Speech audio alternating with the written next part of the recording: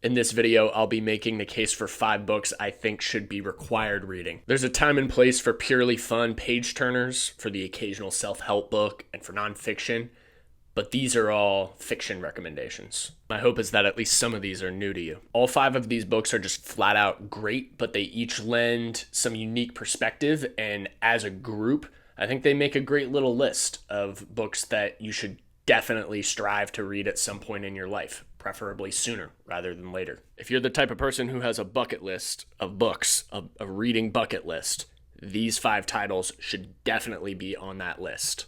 The Book of Goose by Yi-Yun Lee centers around the friendship between 2 girls who grew up together and whose lives ultimately drifted apart. This is a super powerful read, but it's understated. Yi-Yun Lee is one of our greatest living writers, and it's important, I think, to read books that don't have a male lead. I definitely skew towards reading books that have a male protagonist, and the Book of Goose, it's a great departure from that.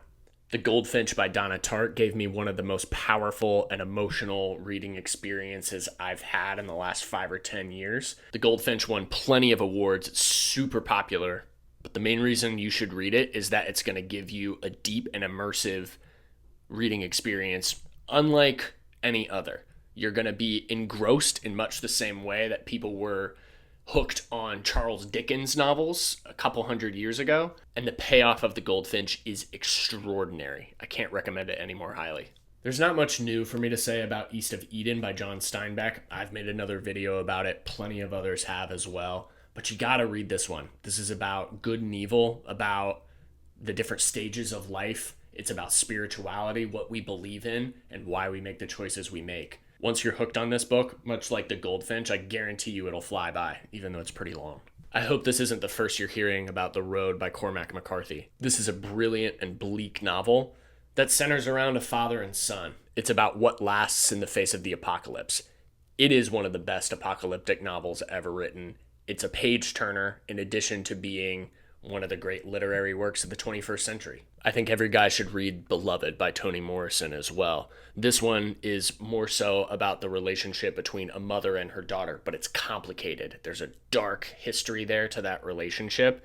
And also this novel gets into generational inequalities in America. It's set in post-Civil War Ohio. Powerful read. I'm sure you've heard of Beloved by Toni Morrison before. Definitely pick it up.